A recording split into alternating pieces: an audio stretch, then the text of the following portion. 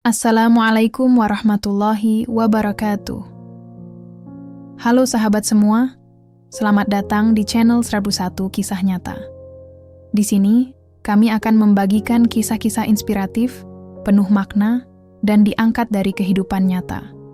Setiap cerita hadir untuk memberikan pelajaran, motivasi, serta membuka mata hati kita tentang arti kehidupan.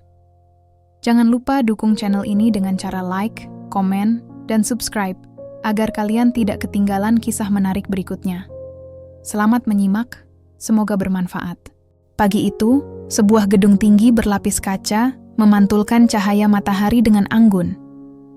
Gedung itu adalah pusat dari sebuah perusahaan besar yang selama puluhan tahun berdiri kokoh di tengah persaingan dunia bisnis.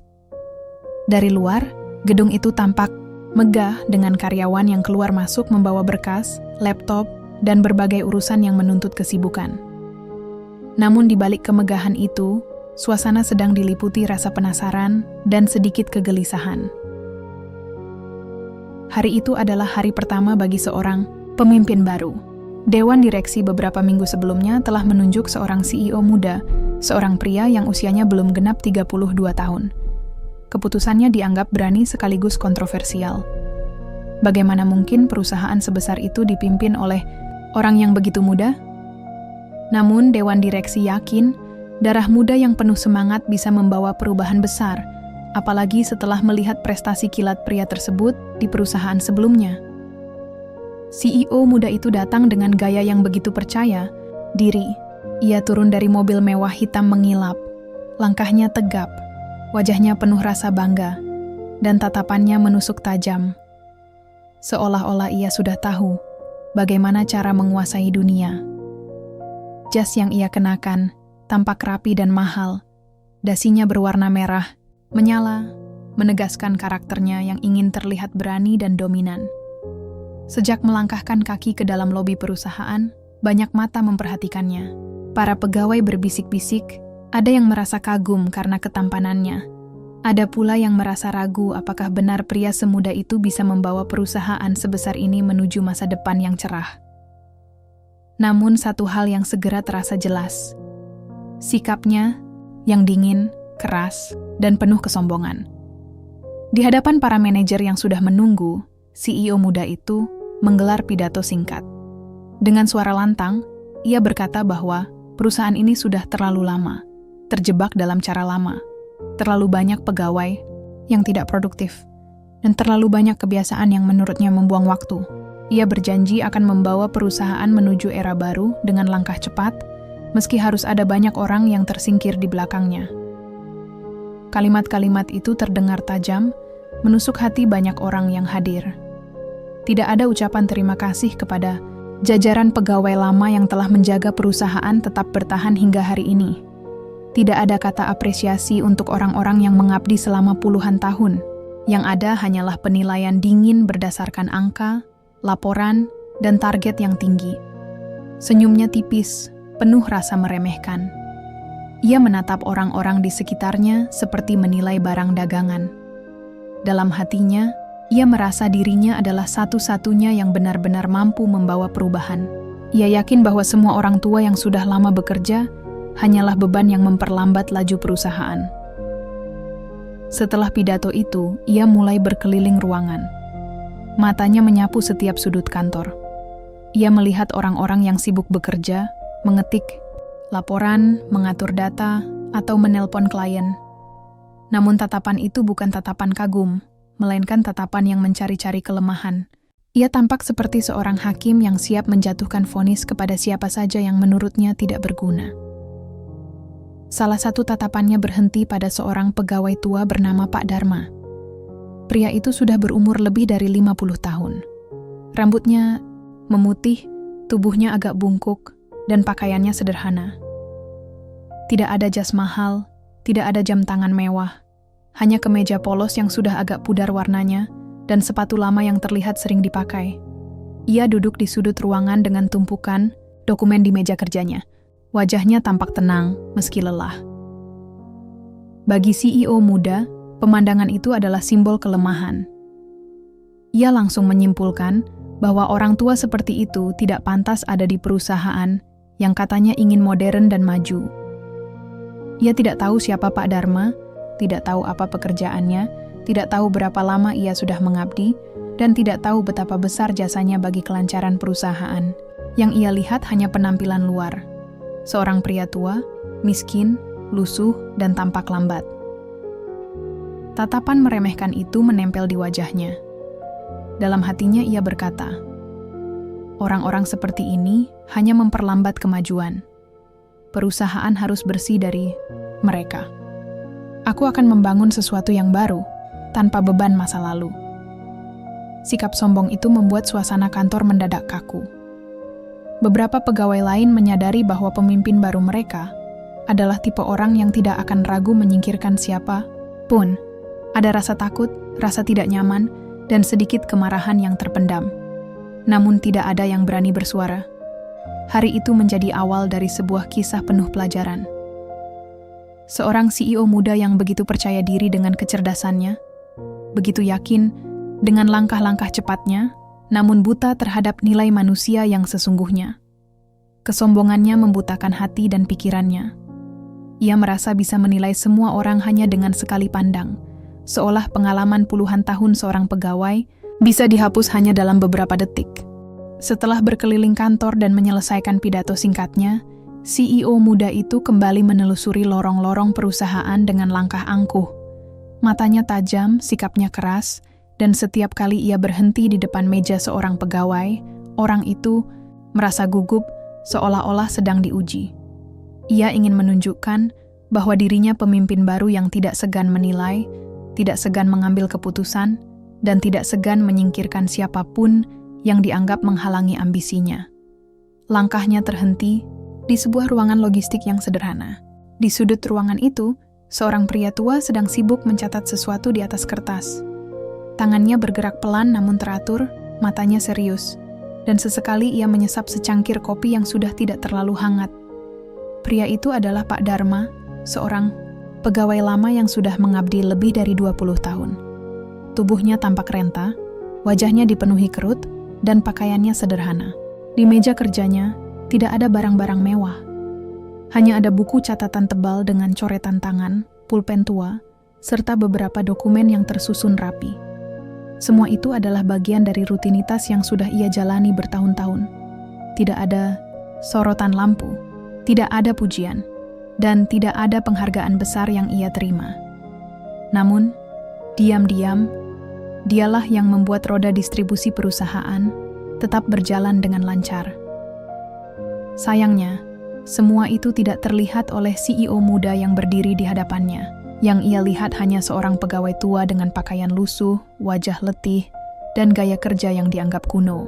Dengan tatapan meremehkan, CEO muda melipat tangannya di dada, menghela napas, lalu berkata dengan nada sinis, "Orang seperti ini tidak pantas lagi ada di perusahaan modern." Apa yang bisa dilakukan orang tua ini?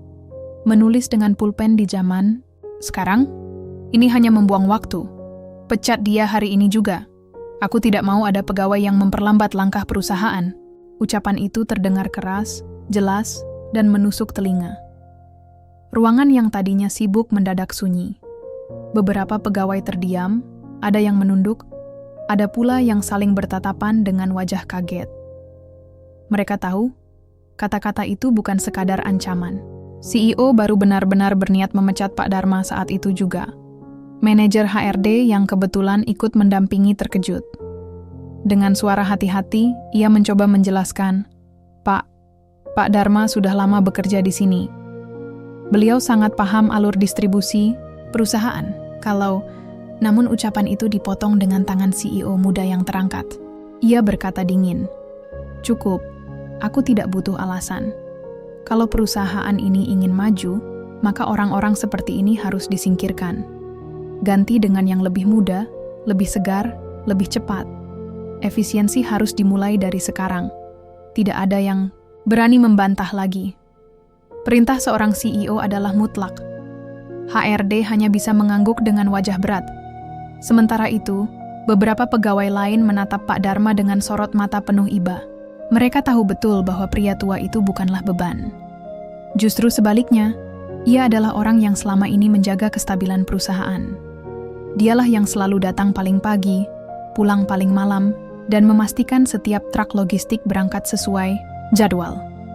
Dialah yang hafal nama setiap pemasok, jalur distribusi, hingga pelanggan yang sulit ditangani.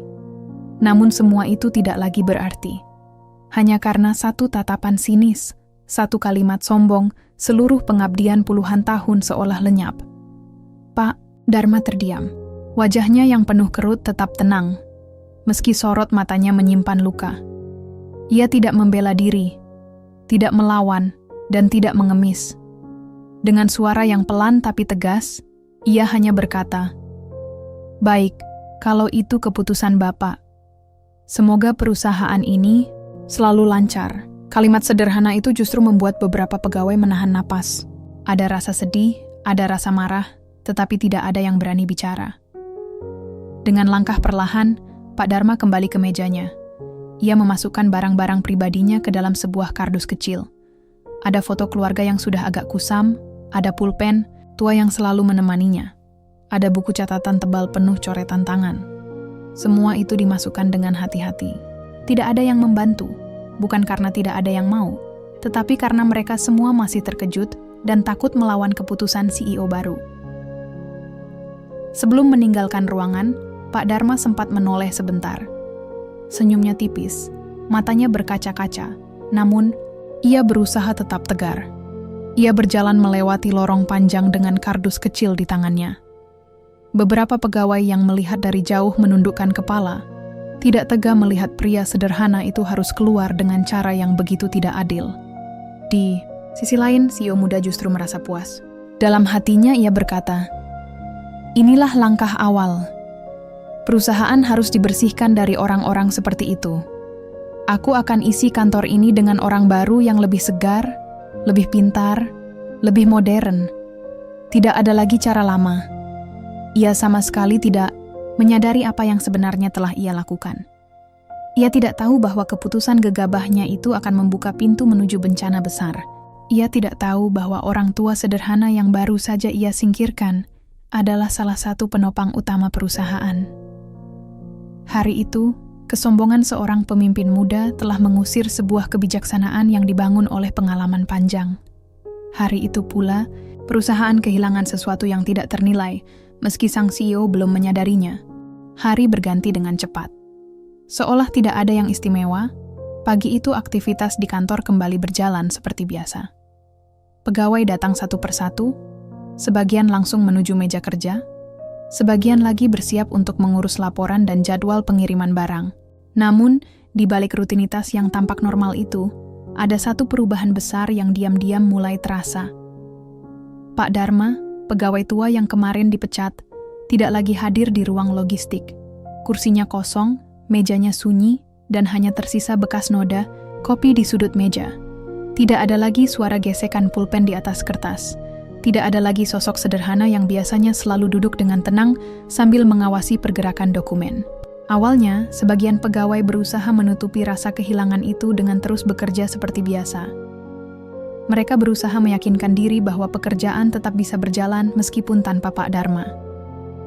Namun, keyakinan itu hanya bertahan sebentar. Menjelang siang, masalah pertama muncul. Seorang sopir truk logistik datang terburu-buru ke kantor. Wajahnya penuh keringat, nada suaranya panik. Ia mengatakan bahwa rute pengiriman hari itu tidak jelas. Tidak ada jadwal yang pasti, tidak ada catatan siapa yang harus menerima barang, dan tidak ada konfirmasi apakah muatan sudah lengkap atau belum. Bagian administrasi mencoba mencari data di komputer. Mereka membuka file demi file, mencari catatan yang seharusnya tersimpan. Tetapi yang mereka temukan hanyalah potongan laporan lama yang tidak lengkap. Semua catatan detail ternyata tidak pernah masuk ke sistem komputer. Selama ini, semua rute, semua jadwal, bahkan semua catatan pembayaran, tersimpan rapi di buku tulis milik Pak Dharma. Pegawai yang lebih muda mulai saling menatap dengan wajah cemas. Mereka sadar bahwa selama ini, mereka hanya bergantung pada arahan Pak Dharma. Dialah yang mengingat semua detail, dialah yang tahu siapa pemasok yang sering telat, siapa pelanggan yang harus didahulukan, dan siapa yang perlu ditangani dengan pendekatan lebih sabar. Tanpa kehadirannya, semuanya mendadak kacau. Siang itu, telepon di meja resepsionis berdering tanpa henti. Satu demi satu klien menanyakan barang yang seharusnya sudah tiba pagi tadi. Ada yang masih bisa bersabar, tetapi banyak juga yang langsung marah. Beberapa di antara mereka mengancam akan membatalkan kerjasama jika keterlambatan terus terjadi. Kepanikan mulai menyebar. Gudang penuh dengan tumpukan barang yang belum sempat dikirim. Sopir truk bingung harus berangkat kemana lebih dulu. Bagian administrasi kehilangan arah karena tidak ada instruksi jelas. Semua orang bekerja, tetapi hasilnya seperti benang kusut yang semakin membingungkan. Sore harinya, masalah semakin besar. 2 klien utama perusahaan menghubungi kantor pusat. Mereka menegur keras, bahkan mengirimkan surat protes resmi. Dalam dunia bisnis, keterlambatan distribusi bukan sekadar masalah teknis, tetapi bisa merusak kepercayaan yang dibangun bertahun-tahun. Sekali klien merasa dikecewakan, maka kepercayaan itu sulit untuk dipulihkan. Di ruang rapat, para manajer mulai berkumpul dengan wajah tegang. Mereka menyadari bahwa semua masalah ini bermula dari absennya satu orang, Pak Dharma. Namun tidak ada yang berani menyebutkan hal itu secara langsung di depan CEO muda. Semua orang tahu bahwa pria itu tidak suka dikritik, apalagi dihubungkan dengan keputusan yang baru saja ia buat. Sementara itu, di lantai atas, CEO muda duduk di kursi empuknya. Ia menerima laporan demi laporan dari bawahannya. Wajahnya yang biasanya penuh percaya diri mulai berubah serius. Ia tidak menyangka bahwa hanya sehari setelah keputusannya, perusahaan sudah diguncang masalah besar. Dengan nada tinggi, ia bertanya, "Mengapa jadwal distribusi bisa kacau? Bukankah semua data sudah tersimpan di komputer? Kenapa kalian tidak bisa menyelesaikannya?" Manajer logistik menunduk dalam-dalam. Dengan suara hati-hati, ia menjawab, "Pak, selama ini jalur distribusi tidak semuanya tercatat di komputer. Sebagian besar diatur langsung oleh Pak Dharma. Beliau hafal semua rute, bahkan detail yang tidak pernah masuk ke laporan." Ruangan mendadak hening. Nama itu kembali disebut. Nama yang kemarin dianggap remeh. CEO muda terdiam sejenak, lalu wajahnya mengeras. Ia tidak mau mengakui bahwa keputusan gegabahnya kini mulai memukul balik. Ia hanya berkata singkat, "Cari cara lain, jangan biarkan klien menunggu. Perusahaan ini tidak boleh terlihat lemah hanya karena satu orang." Namun, kata-kata itu tidak mengubah kenyataan. Malam menjelang, tetapi masalah tidak kunjung selesai. Sopir truk masih bingung. Gudang semakin penuh, dan telepon dari klien terus berdatangan. Kerugian mulai dihitung, dan jumlahnya tidak kecil. Hari itu menjadi awal dari rangkaian kekacauan yang lebih besar. Semua pegawai sadar bahwa perusahaan sedang memasuki masa sulit. Mereka merasakan langsung akibat dari sebuah keputusan yang diambil dengan kesombongan. Kepergian seorang pegawai yang dianggap tidak penting ternyata mampu mengguncang fondasi perusahaan besar. Kesunyian meja kerja Pak Dharma kini terasa seperti lubang besar yang tidak bisa segera ditutup. Dan CEO muda, meskipun berusaha menutupi rasa cemasnya, mulai menyadari bahwa ada sesuatu yang salah dengan cara pandangnya. Tetapi egonya masih terlalu tinggi untuk mengakuinya. Hari itu berakhir dengan wajah-wajah letih, hati yang penuh resah, dan ancaman kerugian yang semakin nyata. Perusahaan yang kemarin begitu megah, kini mulai goyah hanya karena hilangnya satu orang sederhana yang selama ini dianggap tidak penting. Malam itu kantor pusat perusahaan masih dipenuhi cahaya lampu. Biasanya pada jam tersebut, sebagian besar karyawan sudah pulang, hanya menyisakan beberapa orang yang menyelesaikan pekerjaan terakhir. Namun kali ini berbeda. Hampir semua bagian masih sibuk, wajah-wajah mereka tegang dan suasana terasa berat. Telepon berdering tanpa henti, komputer menyala penuh, dan tumpukan berkas menumpuk di meja. Di lantai atas, ruangan CEO muda tampak megah dengan jendela kaca besar yang menampilkan pemandangan kota. Dari luar, ruangan itu seolah simbol kekuasaan, tetapi dari dalam, suasananya penuh tekanan. CEO muda duduk di kursinya yang empuk, jasnya sudah agak kusut, dan dasi merahnya ia longgarkan sedikit. Matanya menatap layar laptop, membaca laporan demi laporan yang datang bertubi-tubi. Hari pertamanya memimpin perusahaan yang seharusnya menjadi awal kejayaan, justru berubah menjadi hari yang penuh masalah. Sejak pagi hingga malam, kabar buruk datang silih berganti. Klien besar menelpon dengan nada tinggi. Kontrak yang seharusnya berjalan lancar mulai dipertanyakan, dan kerugian terus bertambah. Wajah CEO muda tampak berbeda dari biasanya. Jika di pagi hari ia penuh percaya diri, kini raut itu berubah tegang. Namun, ia berusaha menutupinya di depan bawahannya. Ia tidak ingin orang lain melihat kelemahannya. Ia ingin tetap tampil sebagai pemimpin kuat, yang mampu mengendalikan keadaan, meski hatinya sendiri sudah mulai goyah. Manajer logistik masuk dengan wajah pucat. Ia membawa setumpuk laporan darurat. Dengan suara pelan ia berkata, "Pak, pengiriman ke klien utama masih tertunda." Sopir truk bingung karena tidak ada instruksi yang jelas. Barang menumpuk di gudang, dan beberapa produk sudah mendekati batas waktu layak pakai. Kalau tidak segera dikirim, kita akan rugi lebih besar. CEO muda mengangkat kepalanya. Dengan nada tinggi, ia bertanya, "Bagaimana mungkin hanya satu orang pergi, lalu semua sistem langsung kacau? Bukankah kalian seharusnya profesional? Kenapa tidak ada yang bisa mengatasi masalah ini?" Manajer itu terdiam, lalu memberanikan diri menjawab, "Pak, semua alur distribusi memang diatur oleh Pak Dharma." Beliau tidak hanya mencatat, tetapi juga mengingat semua detail.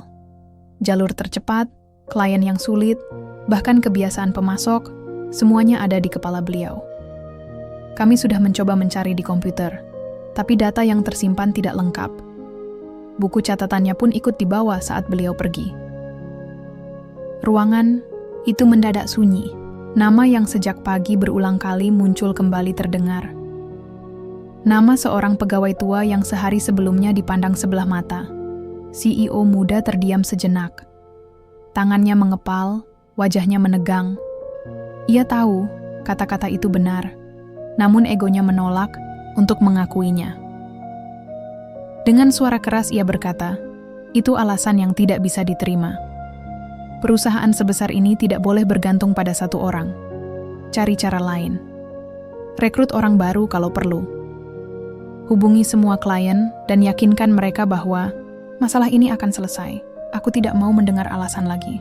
Kalimat itu memang terdengar tegas, tetapi di baliknya ada rasa panik yang ia sembunyikan. Ia tidak pernah menyangka bahwa satu keputusan yang terlihat sepele bisa berdampak sebesar ini.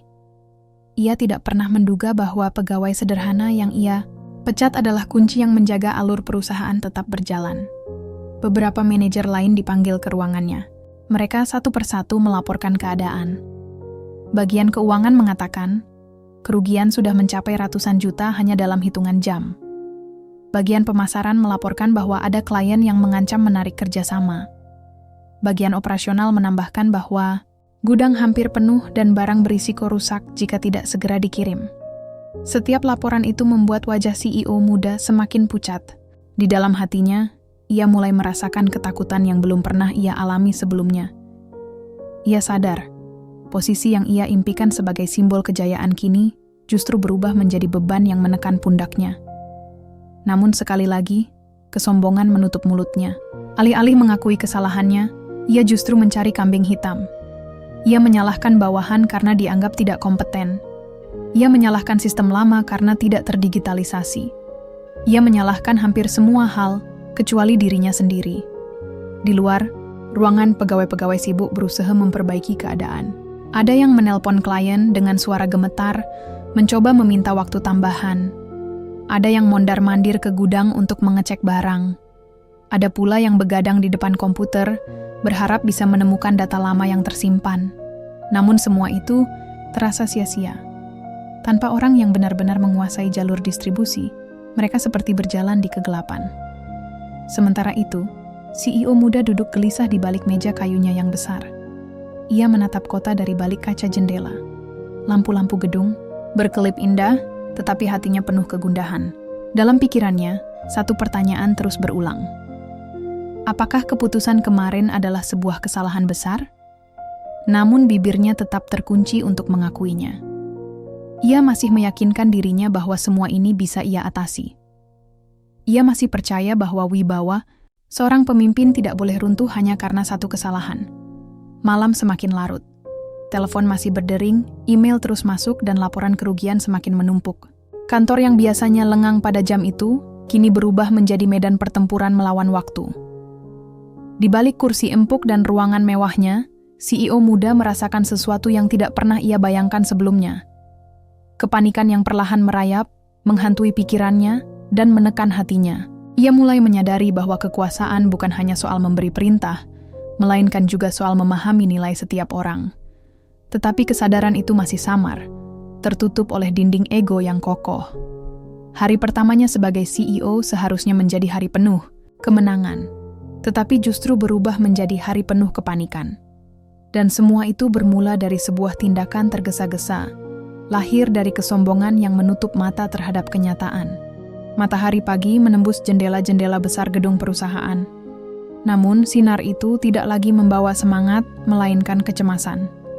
Setelah satu malam penuh dengan laporan buruk, pagi itu seluruh bagian masih bergulat dengan kekacauan yang tidak kunjung selesai. Pegawai datang dengan wajah lelah. Sebagian besar tidak sempat tidur karena harus lembur, mencoba menutup lubang yang ditinggalkan oleh ketiadaan Pak Dharma. Di lantai gudang, pemandangan yang biasa tertata rapi kini berubah menjadi lautan barang yang menumpuk. Kardus-kardus besar berserakan, truk-truk terparkir tanpa tujuan jelas, dan para sopir mondar-mandir dengan wajah bingung. Beberapa produk yang seharusnya sudah sampai ke tangan pelanggan sejak kemarin masih terjebak di sudut gudang. Udara dipenuhi, rasa tegang dan putus asa. Sementara itu, di lantai kantor, telepon berdering nyaris tanpa henti. Bagian layanan pelanggan kewalahan menghadapi amarah klien. Ada yang menuntut pengembalian dana, ada yang mengancam membatalkan kontrak jangka panjang, bahkan ada yang menuliskan keluhan di media sosial, sehingga berita tentang keterlambatan ini mulai menyebar luas. Citra perusahaan yang selama ini dijaga, dengan susah payah, kini retak dalam semalam. Di ruang rapat, para manajer kembali berkumpul. Wajah mereka pucat, suara mereka bergetar. Laporan demi laporan menunjukkan angka kerugian yang terus naik. Puluhan juta berubah menjadi ratusan juta, dan ancaman miliaran rupiah kerugian sudah di depan mata. Semua orang tahu bahwa jika situasi ini tidak segera diselesaikan, perusahaan bisa kehilangan investor besar dan benar-benar terancam bangkrut. Di tengah suasana itu, CEO muda duduk dengan wajah tegang. Matanya sayu karena semalam hampir tidak tidur. Namun, ia tetap berusaha menjaga wibawa. Ia mengetukkan jarinya ke meja, seolah ingin menunjukkan bahwa ia masih mengendalikan keadaan. Dengan suara keras, ia berkata, "Ini semua tidak masuk akal. Perusahaan sebesar ini tidak boleh goyah hanya karena satu orang tua yang sudah tidak produktif. Kalian harus menemukan cara untuk menyelesaikan masalah ini sekarang juga." Namun kalimat itu tidak lagi memberi semangat. Justru terdengar seperti ilusi yang memaksakan kenyataan. Semua orang di ruangan itu tahu bahwa inti masalahnya sederhana. Orang yang paling menguasai sistem distribusi sudah pergi dan tidak ada seorang pun yang mampu menggantikannya. Salah seorang manajer berusaha memberanikan diri untuk bicara. Dengan suara bergetar, ia berkata, "Pak, mungkin sudah saatnya kita mempertimbangkan untuk menghubungi kembali Pak Dharma. Beliau yang paling paham jalur distribusi. Tanpa bantuan beliau, akan sulit sekali mengendalikan keadaan." Ucapan itu membuat ruangan terdiam. Semua orang tahu bahwa kalimat tersebut adalah kebenaran. Tetapi di mata CEO muda, kalimat itu seperti duri yang menusuk harga dirinya. Rahangnya mengeras, tangannya mengepal. Dengan nada dingin ia menjawab, "Tidak, itu tidak mungkin. Keputusan sudah diambil, dan aku tidak akan menariknya kembali. Perusahaan ini harus belajar berjalan tanpa bergantung pada orang tua yang lambat. Kita harus maju dengan cara baru, bukan kembali ke masa lalu." Ego dan kesombongan sekali lagi menguasai dirinya. Ia lebih memilih mempertahankan wibawa daripada mengakui kesalahan. Ia tidak menyadari bahwa setiap detik yang ia habiskan untuk menjaga gengsinya justru membuat kerugian semakin besar. Jam demi jam berlalu. Klien besar mulai mengirimkan surat resmi pemutusan kontrak. Beberapa investor yang mendengar kabar buruk ini langsung menelpon, menanyakan kepastian. Harga saham perusahaan perlahan turun. Berita di luar mulai menggambarkan perusahaan ini sebagai raksasa yang mulai rapuh. Di kursi empuknya, CEO muda hanya bisa memandang layar laptop yang penuh angka merah. Rencana besarnya untuk menunjukkan kekuasaan di hari-hari awal kepemimpinannya kini hancur berantakan. Semua bayangan tentang kejayaan dan pujian dari dewan direksi berubah menjadi ketakutan akan kehancuran. Di dalam hatinya, suara kecil mulai berbisik. Suara itu mengatakan bahwa semua ini bermula dari satu kesalahan, memandang rendah seorang pegawai sederhana. Namun suara itu segera ia bungkam dengan keangkuhan. Ia berkata dalam hati, "Tidak, ini bukan salahku. Ini salah sistem. Ini salah pegawai lain yang tidak bisa mandiri. Aku tidak boleh terlihat lemah." Tetapi kenyataan tidak bisa dibohongi. Hari itu perusahaan mencatat kerugian terbesar sepanjang sejarahnya hanya dalam waktu 24 jam. Pegawai yang lain mulai bergumam, pelan di antara mereka. Ada rasa marah, ada rasa kecewa. Mereka merasa dipimpin oleh seseorang yang tidak peduli pada kenyataan, hanya peduli pada gengsi. Dan perlahan, rasa hormat mereka mulai luntur. Kesombongan CEO muda kini dibayar dengan harga yang sangat mahal. Ia kehilangan kepercayaan klien, kehilangan dukungan bawahannya, dan hampir kehilangan perusahaan yang seharusnya ia pimpin menuju kejayaan. Hari itu menjadi bukti nyata bahwa seorang pemimpin yang hanya mengandalkan kesombongan akan menjerumuskan dirinya sendiri ke jurang kehancuran. Karena sebesar apapun kekuasaan, tanpa kerendahan hati untuk menghargai orang lain, semuanya bisa runtuh dalam sekejap. Hari mulai beranjak sore. Cahaya matahari yang tadinya menerobos megah ke dalam gedung kaca itu kini perlahan meredup, meninggalkan bayangan panjang di lantai kantor. Suasana perusahaan masih kacau. Telepon tetap berdering, email penuh dengan permintaan maaf yang terlambat, dan wajah para karyawan tampak semakin lelah. Beberapa dari mereka bahkan sudah tidak bisa menahan amarah dan rasa frustrasi. Di ruangannya, CEO muda duduk terdiam. Kemeja putihnya kini kusut, dasinya sudah dilepas, dan rambutnya berantakan. Di hadapannya, laporan kerugian terus bertambah. Angka-angka merah memenuhi layar, seolah menertawakan kesombongan yang ia pertahankan sejak awal. Ia menghela napas panjang, mencoba menenangkan diri. Namun setiap kali ia menutup mata, bayangan wajah Pak Dharma muncul. Wajah sederhana dengan senyum, ramah yang selama bertahun-tahun setia menjaga roda distribusi perusahaan tetap berputar. Suara kecil dalam hatinya terus berbisik. Semua ini terjadi karena satu keputusan gegabahmu. Sore itu, untuk pertama kalinya sejak menjadi CEO, ia merasakan apa yang disebut kesepian. Di balik jabatan tinggi dan kekuasaan besar, ia sadar bahwa ia tidak punya siapapun yang benar-benar bisa ia andalkan. Para manajer takut berbicara jujur padanya. Pegawai biasa mulai kehilangan rasa hormat, dan klien besar satu persatu menjauh. Ia berjalan pelan ke arah jendela besar yang menghadap kota. Dari ketinggian itu, ia bisa melihat kendaraan berdesakan di jalanan, orang-orang kecil yang berjuang pulang ke rumah mereka setelah seharian bekerja. Pemandangan itu terasa ironis. Mereka mungkin tampak biasa saja, tetapi justru merekalah yang menjadi tulang punggung kehidupan sehari-hari. Sama seperti Pak Dharma, yang selama ini ia pandang sebelah mata. Rasa penyesalan semakin menekan dadanya. Ia teringat lagi bagaimana ia memecat Pak Dharma dengan begitu mudah, tanpa sedikit pun menghargai dedikasi puluhan tahun. Ia bahkan tidak memberi kesempatan untuk mendengar alasan atau penjelasan. Semua hanya karena ingin menunjukkan kuasa. Ingin membuktikan bahwa ia adalah pemimpin baru yang berani mengambil keputusan tegas. Namun kini, keputusan itu menjadi bumerang. Kesombongan yang dulu ia banggakan berubah menjadi luka yang mengancam masa depan perusahaan. Perlahan, pikirannya mulai terbuka. Ia mulai memahami bahwa seorang pemimpin bukan sekadar duduk di kursi tinggi dan memberi perintah. Seorang pemimpin adalah orang yang mampu melihat nilai dari setiap individu, sekecil apapun peran mereka. Tanpa itu, kekuasaan hanya menjadi topeng rapuh yang mudah runtuh. Air matanya hampir menetes, namun ia buru-buru menghapusnya. Ego dalam dirinya masih mencoba bertahan, meskipun hatinya sudah runtuh. Ia berbisik pelan pada dirinya sendiri. Aku salah besar. Saat itu juga ia menyadari satu hal. Untuk menyelamatkan perusahaan, ia harus menurunkan egonya. Ia harus menghubungi orang yang telah ia singkirkan dengan sombong. Ia harus meminta bantuan dari sosok sederhana yang pernah ia remehkan. Namun langkah itu tidak mudah.